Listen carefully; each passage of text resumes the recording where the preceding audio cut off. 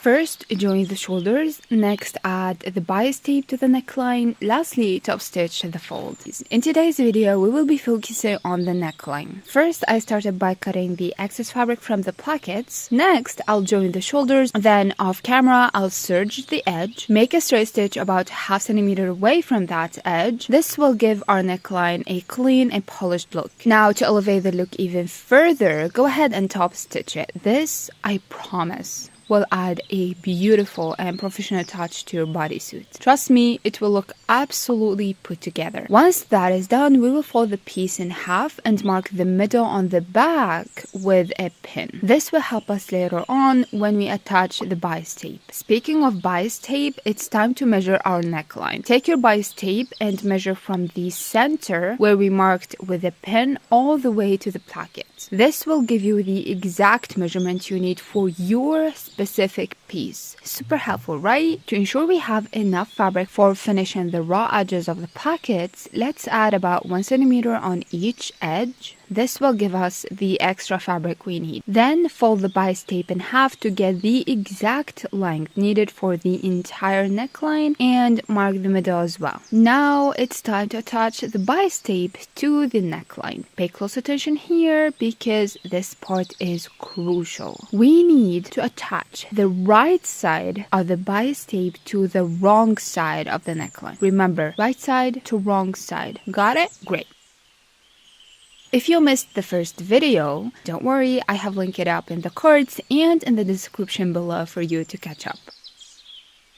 I want to emphasize that cotton is the best material to use for baby clothing, which is why I'm using it here. I have chosen the Caroline PJ style and out for white to create a contrast with this beautiful yellowish greenish fabric that I have.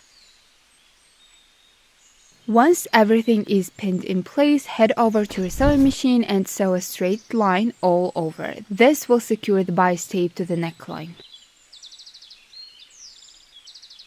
Our next step is to fold this fold towards the right side of the bodysuit. Alright, the following part will sound a little frustrating, but if you match my words to the video, it will make sense, okay? Let's begin by folding the 1 centimeter extra that we added, cover the raw edge of the placket. Fold it inside and then fold the upper fold towards the right side of the bodysuit. Secure it in place with pins. Now continue to fold the edge, making sure that it covers the straight stitch line that we made when attaching the bias tape. It's important to cover this stitch line because it would look really awful if it were to show, okay?